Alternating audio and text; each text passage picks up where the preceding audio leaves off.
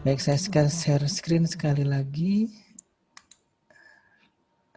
Baik, nah tadi kita masuk ke ini ya tadi ya. Bentar.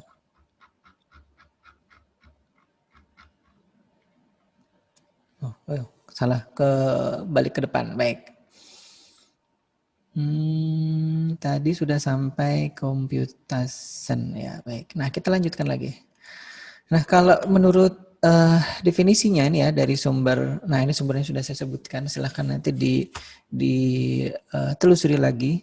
Ini saya coba carikan di website yang kira-kira betul-betul apa namanya ya, benefit lah istilahnya untuk memberikan informasi. Tapi saya coba uraikan dengan kata-kata yang saya buat dari apa yang sudah diuraikan di slide itu, bahwa komputasi itu nanti dia intinya menggunakan model penghitungan tertentu ya. Jadi ada algoritmanya. Jadi kalau misalkan kita tadi ngerem gitu itu sebenarnya ada algoritma atau ada caranya di otak kita sehingga dengan kecerdasan yang ada di otak kita masing-masing itu kita tahu kapan harus ngerem, kapan harus mengurangi throttle gas tadi, kapan harus menginjak rem kalau misalkan pakai mobil gitu ya, kapan koplingnya diinjak kalau yang masih menggunakan kopling. Nah, kapan juga koplingnya ditarik kalau yang motornya atau sepeda motornya masih menggunakan apa namanya kopling. Nah, dari sekian banyak masukan dari eksternal atau dari luar sistem tadi itu kemudian oleh otak kita dihitung gitu. Nah, hal itu pula yang nanti oleh komputer dalam hal ini ya, itu dilakukan komputasi atau penghitungan sehingga nanti ada output yang dihasilkan ya. Tadi mungkin kawan-kawan sudah paham kalau misalkan di otak kita itu melakukan komputasi maka outputnya bisa berupa menarik rem gitu ya, mengurangi throttle gas atau menginjak rem dan menginjak apa namanya kopling misalkan. Nah, itu adalah output. Jadi kalau misalkan di otak kita itu bisa memberikan output yang bisa jadi secara apa namanya ya, multiple output atau banyak output atau secara paralel gitu menghasilkan output yang cepat. Nah, itu yang dilakukan oleh otak kita. Nah, itu sebenarnya bisa juga terjadi di komputer ya. Jadi mungkin kita tidak asing lagi kalau komputer itu bisa melakukan penghitungan sekian juta angka gitu ya dengan atau dalam waktu yang sangat singkat gitu. Sebenarnya otak kita juga melakukan hal yang sama, tapi kadang-kadang karena itu tidak kita sadari, istilahnya itu anugerah dari Tuhan gitu ya, bahwa kita itu dianugerahi otak yang bisa melakukan komputasi yang kita pun tidak sadar bahwa itu sudah begitu cepatnya dia bekerja ini. Jadi itu salah satu yang mungkin kita tidak sadari dan itu patut kita syukuri ya. Kita masih bisa apa namanya melakukan komputasi yang kita tidak sadari tadi dengan otak yang kita sudah miliki. Baik, kita lihat lagi. Nah, ini ada juga pengertian yang serupa ya, bahwa ilmu komputasi itu adalah yang kaitan tadi dengan matematika ya. Jadi ada penyelesaian numerik, mungkin kalau ada yang mengambil mata kuliah matematika diskrit atau matematika apa namanya aljabar gitu ya, maka itu kan ada penghitungan-penghitungan tuh. Nah, di dalam otak kita sebenarnya terjadi penghitungan-penghitungan atau proses penyelesaian secara matematis gitu ya, angka-angka itu sampai atau hingga mengeluarkan output atau sesuatu ya, baik kita misalkan kalau kaget terus kemudian itu kan kita menghitung sebenarnya otaknya. Ini ada suara yang desibelnya lebih tinggi dan apa namanya tiba-tiba kemudian secara refleks gitu ya, otak kita mengalkulasi kita sekarang mengeluarkan kata-kata apa gitu, misalkan aw atau apa, atau misalkan kalau yang latah gitu yang mengeluarkan kata-kata yang mungkin kurang bagus gitu seperti itu. Nah, itu adalah proses komputasi juga yang tadi sekali lagi tidak kita sadari ya. Baik, itu adalah kalau di komputer gitu ya. Jadi atau di ilmu pengetahuan, maka intinya proses penyelesaian secara matematis dan numerik atau angka-angka tadi itu gunanya untuk memecahkan masalah-masalah keilmuan ya atau sains tadi. Nah, itu yang ada di sumber ini tadi. Jadi nanti Anda bisa atau rekan-rekan mahasiswa bisa nanti apa namanya lihat lagi atau telusuri lagi. Nah, ini tadi contohnya sudah beberapa ya kita perlihatkan. Ini ada contoh sederhana lagi nih. Misalkan si A bertanya kepada si B gitu ya. Atau misalkan ada anak kecil bertanya kepada orang tuanya. berapa hasil kali antara angka 4 dikalikan dengan 5 gitu. Nah ini anak saya kadang-kadang kan sering bertanya tuh kalau yang kaitannya dengan perkalian, pembagian.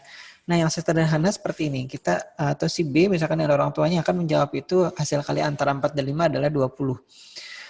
Mungkin si orang tua tidak sadar bahwa sebenarnya yang dilakukan adalah mengkomputasi gitu ya, melakukan komputasi atau melakukan penghitungan dari angka tadi, dari masukan berupa suara tadi 4 dan 5 gitu ya. Oleh otak si orang tua, kalau misalkan ini adalah orang tua yang B ya, maka suara 4, kata-kata 4 gitu dan 5 itu dijadikan dalam bentuk secara abstrak gitu ya. Secara abstrak itu angka 4 dan angka 5. Kemudian otaknya kemudian langsung menghitung. Kalau dikali maka 4 kali 5 adalah 5 kali 4 adalah 20 seperti itu. Kalau nanti kalau dibagi langsung dia membagi otaknya. Nah itu sekian sepersekian detik kan sudah otomatis terhitung. Bisa jadi bukan mengalkulasi tapi mencari. Nah itu juga sebenarnya di dalam memorinya mengalkulasi kira-kira ini ada di dalam memori rak memori berapa gitu ya yang orang tuanya di otaknya itu simpan. Kalau 4 kali 5 itu hasilnya mesti 20 seperti itu. Nah itu dia. Nah ini maka si B tadi intinya sudah melakukan komputasi. Nah ini yang yang contoh sederhana ya. Jadi kira-kira kawan-kawan yang hadir pada hari ini ataupun mungkin nanti yang akan menyaksikan ini kembali video rekamannya itu sudah cukup paham atau saya kira sangat paham gitu ya dengan contoh yang kita berikan ini. Nah ini adalah contoh, saya juga berikan sumbernya nih, jadi saya tidak stand up komedi atau melakukan sitasi yang tidak bersumber gitu ya. Jadi sudah saya sertakan juga sumbernya biar oh ini ternyata ada klaim bahwa itu materinya orang dari siapa gitu ya. Kemudian diambil di slide ini tanpa menyertakan sumbernya. Nah, jadi sekali lagi untuk kawan-kawan yang mengambil mata kuliah ini dan nanti akan melakukan penelitian apapun yang kita ambil, copy, paste gitu ya, ataupun di parafrase istilahnya itu ditulis kembali dengan bahasanya kita apa yang sudah dibuat atau di create oleh orang, misalkan apalagi sudah dipublikasikan di jurnal, di paper atau di mana gitu, maka kita harus berusaha semaksimal mungkin menyertakan sumbernya dari mana. Nah, kalau nanti bahasa proposal atau bahasa skripsi atau bahasa tulisan ilmiahnya itu kan citasinya harus disertakan sumbernya dari mana. Gitu ya. Kemudian ya saya kira sudah lengkap nih, hampir lengkap ya orang-orang atau rekan-rekan yang mengambil mata kuliah ini.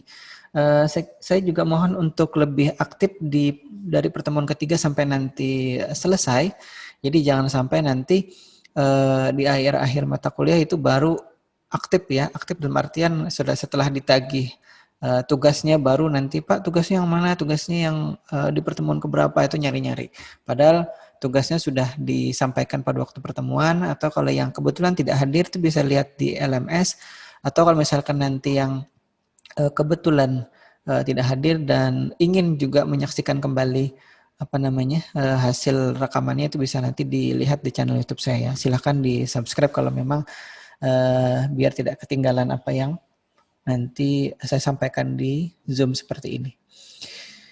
Baik, tadi saya sempat melakukan live streaming tapi tampaknya tadi karena memang login Zoom-nya terlalu telat, jadi settingan di aplikasi untuk live streamingnya saya matikan dulu aja biar tidak mengganggu.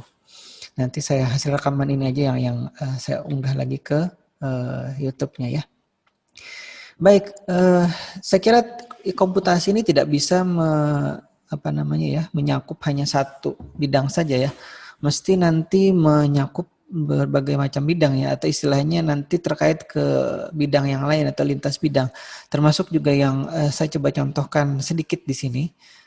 Contohnya adalah di komputasi di robotika ya. Kenapa? Mungkin ada yang bertanya, kenapa di robotika? Karena memang bidang saya kebetulan di robotika ya. Nanti saya juga contohkan penelitian-penelitian yang di luar bidang robotika, tapi yang kaitannya dengan komputasi gitu ya. Nanti kita lihat dulu ya. Nah, ini ada contoh sederhana dulu. Sebentar, saya sambil memperhatikan jam ya. Tadi kita mulainya jam berapa? Karena kalau nanti lewat dari jam 10, itu nanti mengganggu juga dosen yang lain untuk memulai kuliahnya. Baik, ini jam 9.25 nih saya. Kira-kira sudah 20-an menit ya kita mulai. Nah, contohnya adalah proses mengukur jarak oleh robot, oleh sistem ada di robot maksudnya ya, dalam rangka nanti menghindari kalau misalkan itu berupa halangan ya. Kalau misalkan jaraknya sudah terlalu dekat, maka oleh robot yang kita program itu harusnya terdeteksi sebagai obstacle gitu ya, atau penghalang. Nah, yang umum itu untuk mengukur jarak di depan oleh robot itu adalah menggunakan sensor ultrasonik ini. Tapi saya di penelitian-penelitian terakhir dari 2017 yang nanti saya perlihatkan juga ada beberapa itu sampai di tahun 2020 ini, saya untuk mengukur jaraknya tidak menggunakan sensor ultrasonik, tapi menggunakan kamera saja. Jadi kamera yang dipasang di robot itu sudah melakukan komputasi atau penghitungan sehingga robot tahu sekarang posisinya itu berada di jarak berapa atau ada objek di depannya itu jaraknya berapa saja. Jadi hampir semua objek yang terlihat itu dia bisa ukur jaraknya. Baik, saya coba berhenti sebentar atau sejenak. Kira-kira kawan-kawan ada yang mau ditanyakan? Jadi mohon sekali lagi keaktifannya ya. Jadi jangan sampai nanti ini ada Gusman juga saya lihat nih. Gusman, apa kabar Gusman? Baik, Pak. Baik, nah, jadi saya perlu menyapa kawan-kawan biar saya tidak merasa sendirian di ruangan ini, karena ini ruangan sendiri ya di dalam kelas di kampus Sultan Adam Banjarmasin. Martinus Rombe mana Martinus? Ada, Pak. Ada, baik. Tapi suaranya kecil di saya nih. Tadi si Tes. ya bagus suaranya sudah terdengar. Rosi Panani mana Rosi Panani? Rosi Panani. Nah, mungkin ini lagi ke belakang mungkin ya. Tina Puspitasari mana? Ada, Pak. Baik, alhamdulillah. Terima kasih responnya ya. Baik, kita lanjutkan lagi. Jadi sekarang saya sudah tidak merasa sendiri lagi karena sudah ada kawan-kawan yang merespon. Nanti mudah-mudahan bisa ada yang bertanya ataupun mungkin punya ide penelitian, kemudian kita bisa diskusikan sejenak gitu ya di mata kuliah ini. Karena nanti target akhir dari saya ulangi lagi, target akhir dari penelitian mata kuliah ini adalah nanti kita akan secara berkelompok membuat usulan atau proposal penelitian yang kita nanti ajukan ke PKM tadi. Jadi nanti di akhir juga akan saya ulangi lagi PKM itu biar terinspirasi gitu ya. Kemudian contoh-contohnya juga yang berasal dari mahasiswa biar tidak monoton yang dari dosen saja penelitiannya. Baik, kita teruskan lagi.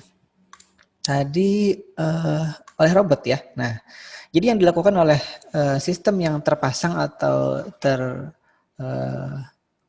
program di robotnya, yang pertama dia akan mencoba mengarahkan penghasil sinyal ultrasonik ini, mungkin ada speaker kecil gitu ya, kalau di sensor robot itu ada speaker kecil yang itu menghasilkan sinyal ultrasonik atau suara dengan frekuensi ultrasonik mungkin sekitar 40-an kHz gitu ya. Mungkin telinga kita tidak bisa mendengar karena frekuensi itu hanya bisa didengar oleh mungkin binatang. Kalau yang memang menggunakan itu biasanya adalah kelelawar. Jadi kita tidak bisa mendengar. Dengan suara yang kita bisa dengar itu menurut penelitian itu dari 20 Hz gitu ya sampai 20 kHz. Mungkin kalau yang belajar fisika atau belajar di sekolah di SD, SMP, SMA atau SMK-nya dulu itu kan banyak atau sudah pernah tahu kaitannya dengan hal ini. Nah, hanya saja kalau yang 20 kHz itu kalau terdengar ya di telinga kita juga itu memekikkan telinga gitu. Tapi seingat saya mungkin sekitar sampai 10 sampai 15 kHz itu kita masih bisa dengar dengan suara yang memekikkan telinga gitu ya, sakit di telinga kita. Nah, kalau yang ultrasonik itu tidak terdengar lagi karena frekuensinya terlalu tinggi. Jadi telinga kita tidak bisa merespon frekuensi itu, hanya binatang ataupun mungkin orang-orang tertentu ya yang punya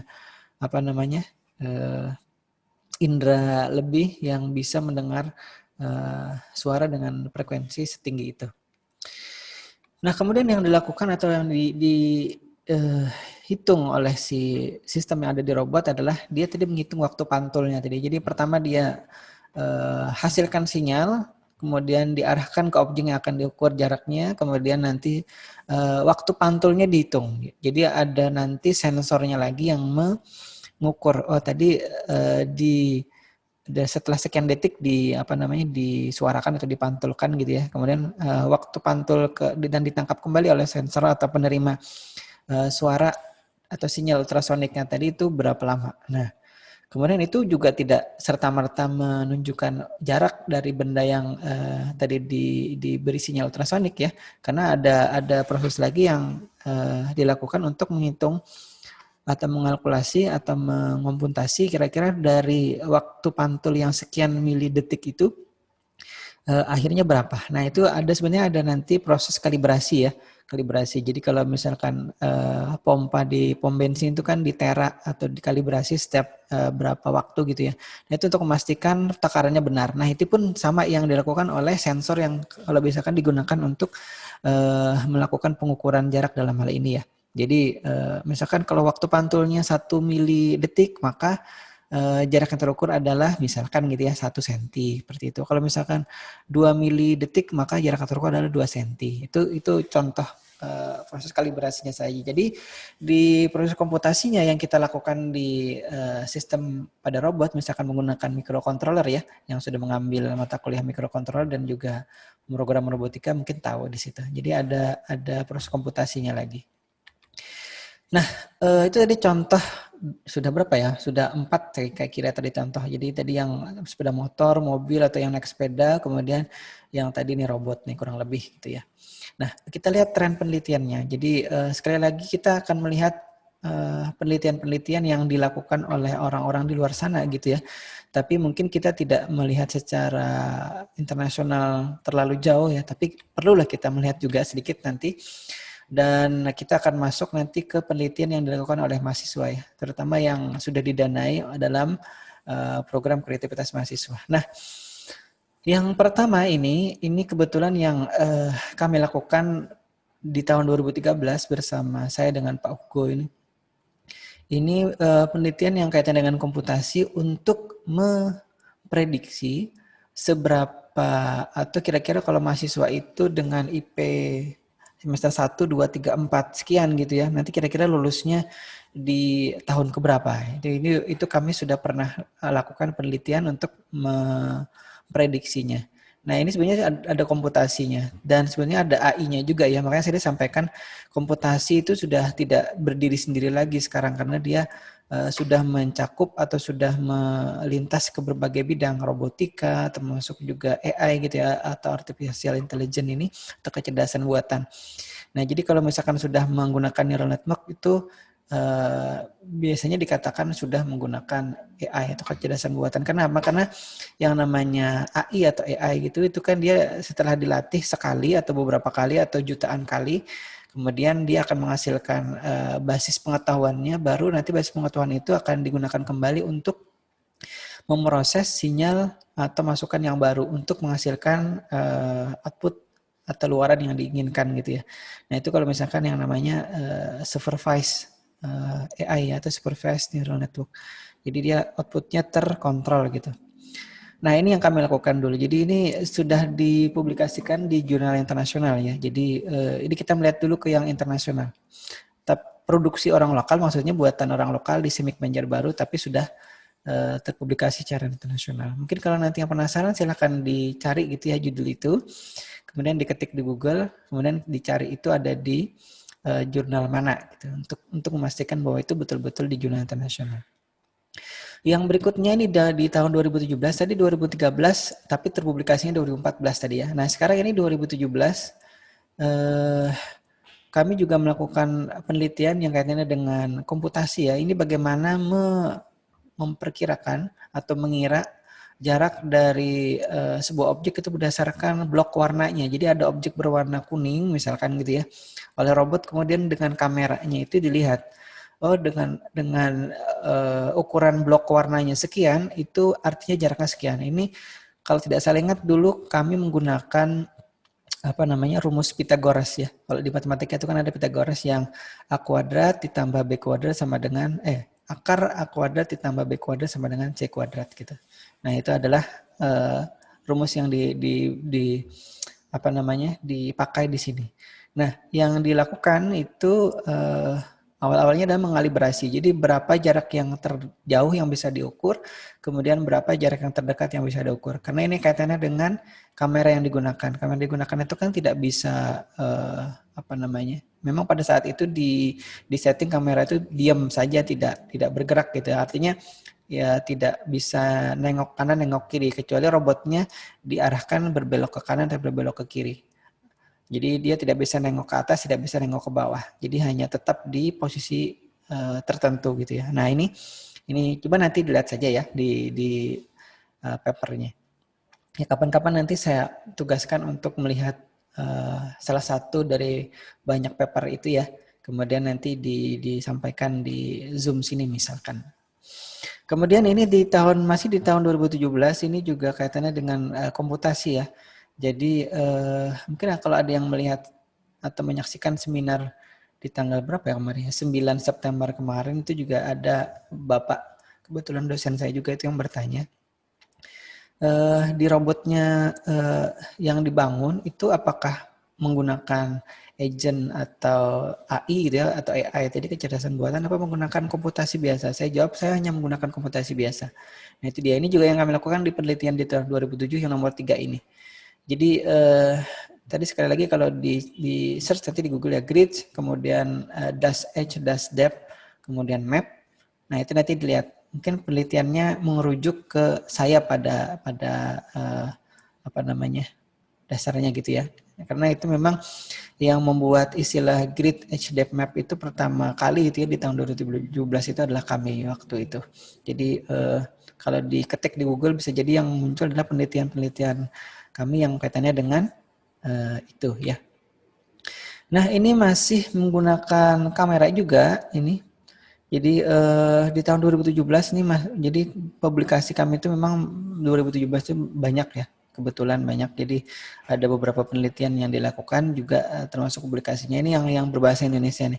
Estimasi jarak dan pengambilan keputusan arah gerakan robot. Nah, ini sama seperti yang nomor 2, mirip gitu ya.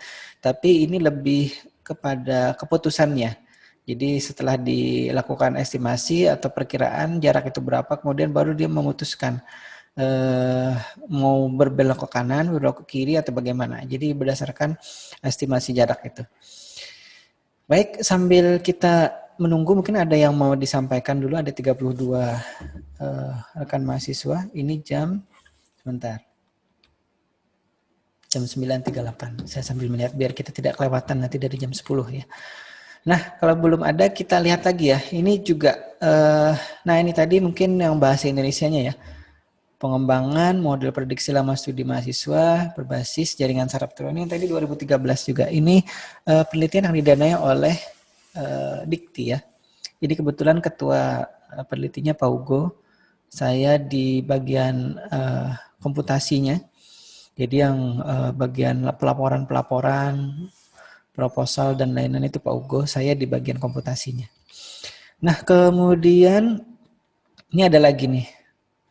Nah ini kalau tidak salah ini paper di seminar nasional ya. Model keputusan arah gerakan robot berdasarkan blok warna objek menggunakan ini pakai kamera Pixie Cam 5 ya. Ini dan Arduino di 9. Nah, ini kameranya kamera kecil gitu ya. Saya tidak ingat harganya, mungkin sekitar 1 sampai 1,5 jutaan kurang lebih kamera untuk robot ini.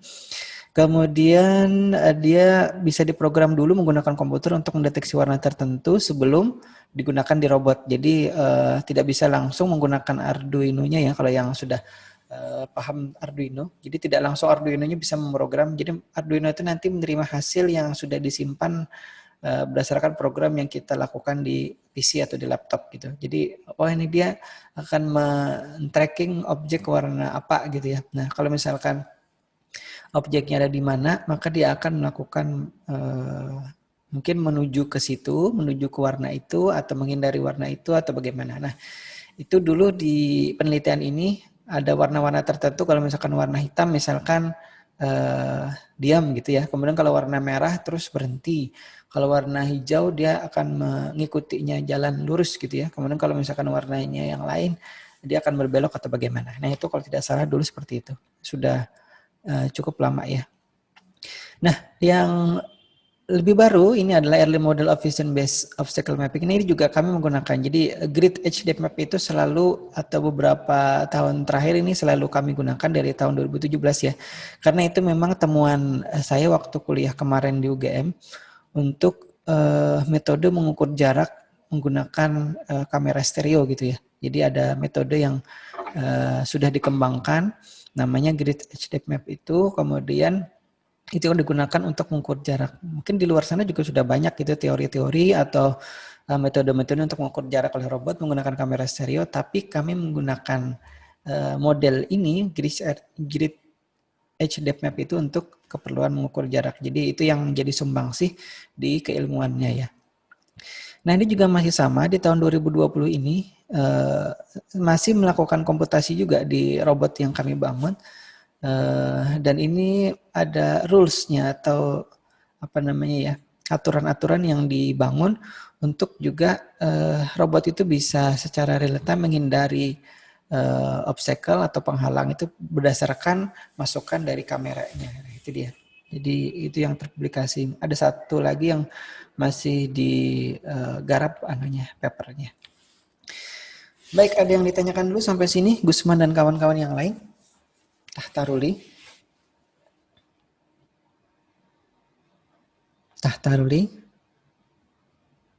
Alvaris? Ada Pak. Belum ya? Ada Pak. Sudah cukup jelas ya? Jelas. Baik, saya lanjutkan. Alhamdulillah kalau sudah cukup jelas. Nah sekarang ini tadi yang dari dosen ya. Sekarang kita lihat yang dari mahasiswa ini. Ini sekali lagi saya harus mencontohkan ini. Jadi mungkin mudah-mudahan tidak bosan ya melihat contoh-contoh penelitian yang saya ambilkan dari PKM ini. Karena ini sekali lagi untuk memotivasi kawan-kawan untuk bisa mengajukan pendanaan penelitian ataupun tulisan ilmiah atau yang sebelumnya sudah saya sampaikan yang suka ngevlog ke vlog gitu ya, atau buat video-video. Dan saya kemarin saya tidak tahu apakah ada di sini kawan mahasiswa itu yang subscriber di YouTube-nya itu banyak gitu, bahkan sudah monetize kalau tidak salah. Itu ada kemarin saya lihat juga, mungkin sudah lulus ya, ada juga itu namanya siapa ya, Rizky apa gitu di channelnya. Jadi dia banyak membuat konten-konten kreatif juga sehingga sudah lumayan banyak subscribernya itu. Dan ada juga yang tutorial di Photoshop kalau tidak salah saya lihat kemarin itu. Entah apa ada di sini juga yang kawan-kawan yang YouTuber? Tahta apa? Tahta channelnya tentang apa Tahta? Halo Tahta? Hadir? Hadir Pak. Tahta channelnya isinya apa? Isinya kayak Mobile Legends gitu Pak. Cuplikan itu. Gaming ya? Ya. Oh baik. Itu juga ada sepupu saya yang isi kontennya gaming. Memang lagi tren ya sekarang itu.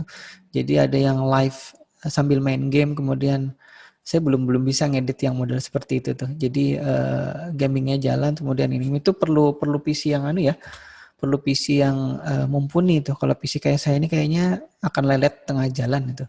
Jadi tidak sinkron antara main game dengan live streamingnya itu. Kecuali memang hanya di record itunya ya, di record screennya kemudian baru diupload.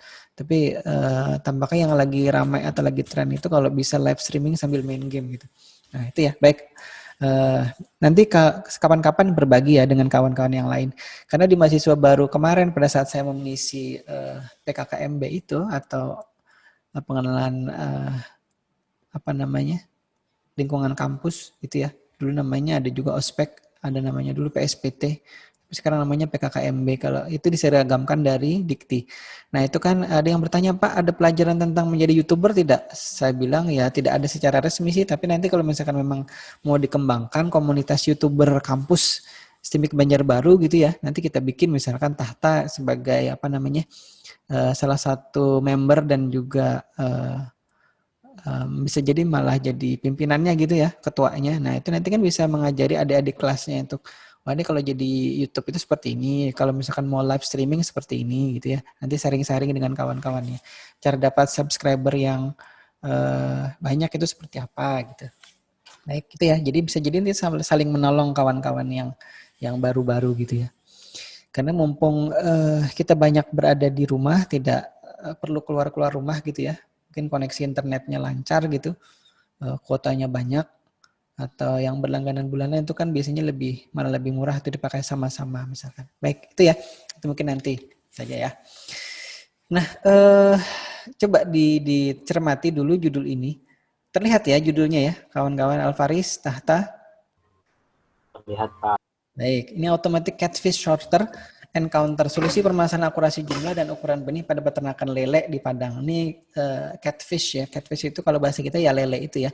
Jadi biasanya nih kalau misalkan orang membeli bibit ikan gitu kan, itu perlu menghitung secara manual biasanya. Nah ini katanya, ini yang menurut penelitiannya ini bisa menghitung secara otomatis dan menyortir bahkan ya. Jadi bisa disortir dan dihitung. Jadi mungkin ikannya itu dilewatkan melalui pintu atau gerbang kecil gitu ya. Nanti ada sensor yang dipasang, kemudian dia bisa ngitung. Nah ini adalah salah satu penelitian yang melakukan komputasi di sistemnya ya. Jadi saya beri highlight di situ akurasi. Nah itu salah satu ciri dari penelitian, salah satu ya bukan pasti ya. Salah satu ciri dari penelitian yang melakukan komputasi. Jadi dia biasanya melakukan penghitungan akurasi. Ada juga yang penghitungan akurasi apalagi ya biasanya ya. Akurasi salah satunya paling tidak, saya lupa yang lain yang dihitung juga. Nah ini tadi lele ya, nama mahasiswanya ini. Nah ini dari Universitas Andalas di Padang ya. Nah ini dia. Jadi mungkin bisa jadi nanti kawan-kawan yang mengambil mata kuliah ini mudah-mudahan ya terinspirasi dari judul-judul ini. Harapannya sekali lagi itu ya, memotivasi, menginspirasi kawan-kawan untuk juga melakukan penelitian serupa. Ini kalau mau diangkat sebagai judul penelitian juga boleh nih ya. Jadi nanti tinggal ditambahin misalkan dia kalau lihat ya dia pakai apa, pakai sensor apa, pakai sensor inframerah kah atau pakai sensor kamera kah gitu ya. Kalau misalkan kita menggunakan sensor kamera berarti kita akan melakukan proses image processing atau pengolahan citra gitu ya. Kalau misalkan yang diolah live gitu secara langsung secara real time videonya, maka itu menjadi video processing jadinya. Jadi itu bagus juga diangkat kembali.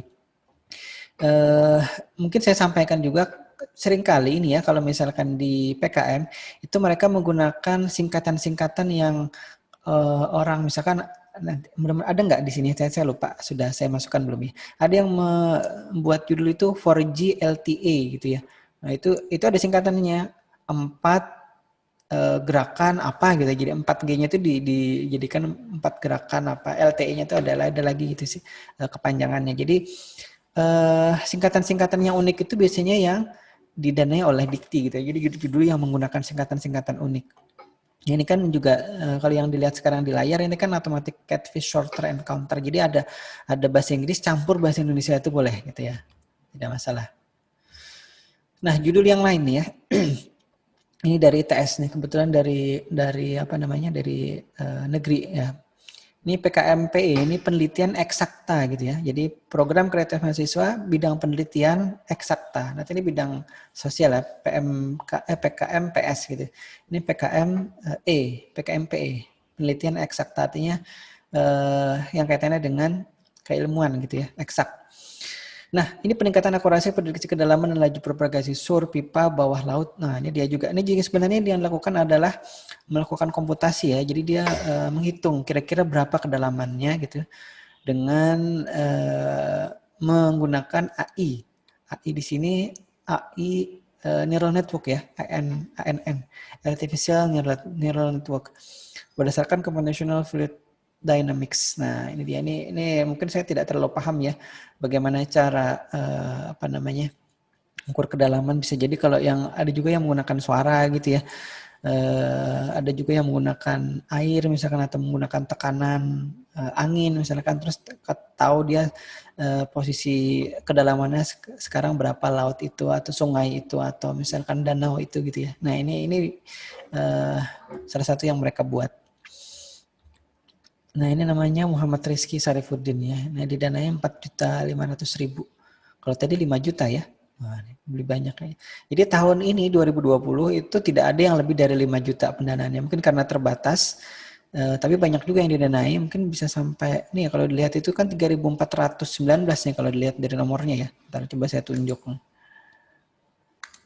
ini kan 3.419, sudah 3.500-an yang didanai oleh Dikti, kali 5 juta misalkan, itu ya, ada berapa miliar. Nah, sebenarnya kalau di panduan itu kan dari berapa ya, 2,5 sampai 12 juta ya, tapi sekarang itu diratakan 5 juta, rata-rata 4,5 sampai 5 juta. Coba kita lihat lagi ya, yang lain ya. Ini sudah ada beberapa contoh. Contoh berikutnya dari Universitas Jenderal Ahmad Yani. Ini di mana ya? Saya tidak hafal ini. Kopertis atau LL Dikti 4. Kalau di sini juga ada kayak Universitas Ahmad Yani Banjarmasin. Nah, ini tidak disebutkan Universitas Jenderal Ahmad Yani itu ada di mana? Apakah di mana tadi? Nah, yang dilakukan atau diteliti adalah identifikasi emosi dan motor imagery dari sinyal EEG. Mungkin ada yang pernah tahu kalau ada mesin yang bisa mengukur sinyal otak gitu ya. Kalau tidak salah EEG ini otak nih. Jadi di otak itu ada sinyal-sinyalnya, kemudian sinyal itu ada angka-angkanya, kemudian dari situ dilihat gitu ya. Misalkan kalau ini untuk simulator robot ya, ini dihitung gitu. Jadi kalau misalkan nilai emosi dan motor imagery-nya itu nilainya, emosinya misalkan anggap saja ini contoh 10, motor imagery-nya 12 misalkan, maka berdasarkan pelatihan yang sudah diberikan atau penghitungan yang dilakukan di neural network-nya itu akan menghasilkan kontrol robot. Misalkan robotnya akan jalan maju gitu ya. Kalau misalkan dia posisinya lagi emosinya itu lagi marah misalkan, terus dia akan jalan cepat misalkan seperti itu ya. Ini contohnya aja. Nah ini ya yang saya tidak tahu ya, saya belum sempat mencari kira-kira ada tidak data-data itu secara publik gitu ya, dicari di internet. Saya kira mungkin ada ya. Jadi bisa jadi ini sebagai inspirasi untuk kawan-kawan dari penelitian ini nanti di ini lagi kembangkan lagi. Jadi kalau misalkan diberi sinyal EEG-nya sekian nilainya, kemudian nanti itu menunjukkan emosi yang di luar dari yang sudah diteliti di sini, itu nanti bisa dijadikan kontribusi penelitian kita gitu ya. Jadi kalau kawan-kawan nanti yang melakukan penelitian bisa saja nanti mengambil data yang ada di penelitian ini kemudian nanti dikembangkan lagi. Bisa jadi untuk keperluan yang lain ya, tidak hanya kontrol simulator robot. Jadi bisa jadi robot yang lain atau misalkan kontrol lampu atau kontrol apa gitu ya. Nah itu.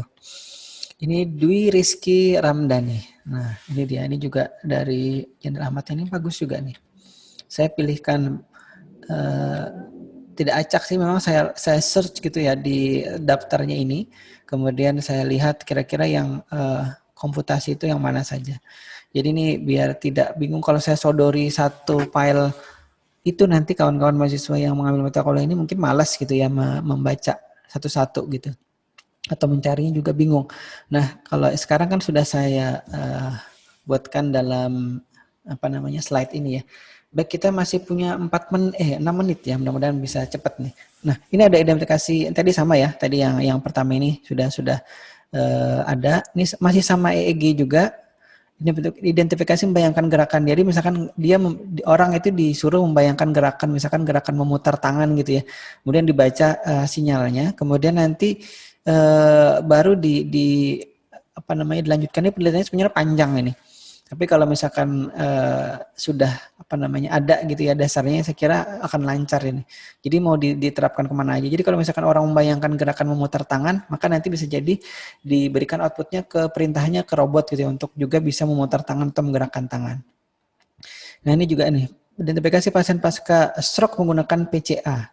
Dan ini PCA ini salah satu yang juga dulu banyak digunakan di STIMIK Banjarbaru kalau tidak salah dulu untuk penelitian kawan-kawan dosen. Oh ini sama nih 2 ya. Wah berarti di Diktik 2 ini dimasukkan lagi. Oh beda yang satunya. Satunya menggunakan convolutional neural network, satunya menggunakan recurrent neural network. Nah ini apalagi gitu ya. Jadi neural network itu sudah banyak dikembangkan di luar sana. Dan ini tingkatnya mahasiswa loh ya, ingat ini mahasiswa yang melakukan penelitiannya. Ada lagi prediksi kecepatan angin menggunakan NN juga akibat faktor El Nino, menggunakan recurrent neural network, ini juga sama. Kalau yang saya biasanya gunakan itu back neural network dengan algoritma backpropagation gitu, itu yang dulu saya gunakan. Ini saya lupa, nih, mungkin juga pernah saya pelajari sedikit-sedikit gitu ya. Nah ini juga ini yang saya katakan tadi backpropagation. Saya gunakan ini biasanya. Nah ini ada lagi identifikasi jenis batuan menggunakan backpropagation. Ini juga sebenarnya dia mengalkulasi. Jadi batu ini berdasarkan hasil pelatihan yang diberikan kepada neural networknya atau AI-nya itu nanti bisa dideteksi ini batuan jenis apa. Biasanya dibatasi. Misalkan ada 5 jenis batuan. Jadi tidak semua batuan gitu ya. Tetap terbatas misalkan. Kecuali memang sudah dilatih sekian banyak data gitu. Kemudian ada lagi alat diagnosa penyakit ikan dengan menggunakan teknologi image processing. Ini tadi saya sampaikan sedikit image processing ya. Ini juga sebenarnya di image processing itu kita melakukan komputasi juga atau penghitungan juga di dalamnya. Apalagi di dalamnya ditambah algoritma convolutional neural networknya. Nah, ini itu ya. Nah, mungkin pertanyaan yang sama dengan beberapa pertemuan sebelumnya, sudah ada ide belum gitu ya untuk penelitian. Jadi kita masih punya 4 menit. Silakan mungkin kalau ada yang mau disampaikan sambil saya jalankan lagi slide-nya ini sekedar mengingatkan saja PKM dari Dikti gini ya. Nanti panduannya coba diunduh nanti di LMS. Ada yang sudah membuka e-learning system. 2 materi sebelum pertemuan sebelumnya sudah saya unggah ke sana, termasuk kalau tidak salah juga ini PKM panduan ini. Nanti kalau mau yang lampiran tadi daftar penelitian yang diterima atau daftar judul-judul yang diterima didanai oleh Dikti itu juga nanti saya unggah insya Allah setelah ini ya. Termasuk juga slide ini. Nah ini sekali lagi ada PKMP penelitian PE ya, ini tadi disingkat PKMPE, ada PKMP SH itu. Jadi sosial humaniora, kewirausahaan, pengabdian bermasyarakat, penerapan teknologi yang biasanya. Jadi PKMP, kemudian PKM yang banyak dulu yang kita yang pernah diajukan itu PKMT. Nah, dan PKMKC kalau tidak salah. Nah, yang baru tadi saya sampaikan sebelumnya PKMGF itu. Nah, ini tadi yang pendanaannya 5 juta sampai 12,5 juta, tapi ternyata tidak didanai maksimal, didanainya malah minimal. Ada yang 4,5 juga tadi kalau tidak salah lihat kita ya. Padahal di aturannya 5 juta sampai 12 juta, tapi kan memang terbatas. Nah, ini tadi untuk PKM-nya ya. Baik, ada pertanyaan lagi atau ada bahan diskusi kita pada hari ini, sisa beberapa menit, 2 menit lagi. Tahta? Baik, kalau belum ada nanti silakan materinya di download atau diunduh di LMS. Kemudian kalau tidak punya akunnya nanti tolong dihubungi ke Prodi atau admin dari LMS-nya. Kemudian kalau sekali lagi kalau yang ingin mendengarkan kembali penjelasannya itu bisa nanti subscribe di channel YouTube saya ini. Kalau tidak ya tidak apa-apa sih. Kebanyakan sih mahasiswa malas biasanya mendengarkan kembali apa yang sudah dijelaskan di sini kecuali diminta atau ditugasi gitu ya. Karena di di pertemuan atau di kuliah-kuliah sebelumnya juga seperti itu. Setelah ditugasi baru rame gitu dilihat kembali. Tapi pada saat ditagih tugasnya bingung materi itu di slide yang mana. Nah kalau misalkan mungkin ada waktu nanti bisa dilihat kembali di situ ya. Atau misalkan sungkan bertanya tapi ingin melihat kembali materinya juga bisa ditonton lagi di situ. Materinya juga sempat saya unggah ke sini di Google Drive, nanti bisa dilihat ya, diakses ke situ. Yang terbaru belum saya unggah ke sana kalau tidak salah. Nah, sekali lagi mudah-mudahan kita disehatkan badan, dipanjangkan umur, kemudian bisa kembali bertemu di pertemuan berikutnya di pekan berikutnya ya. Hari ini tanggal berapa hari ini? 24 ya? 24 September tahun 2020 ya. Baik, saya kira itu. Terima kasih dulu untuk hari ini. Mohon maaf kalau banyak kata-kata yang salah atau penjelasan yang kurang pas, nanti bisa dikoreksi atau bisa diperbaiki lagi ya. Terima kasih sudah hadir di pertemuan kali ini. Sudah jam 10 kalau di laptop saya. Kita akhiri dulu dengan wabillahi taufiq wal hidayah. Assalamualaikum warahmatullahi wabarakatuh. Waalaikumsalam warahmatullahi wabarakatuh, Pak. Warahmatullahi wabarakatuh. Terima kasih, Pak. Oke, sama-sama.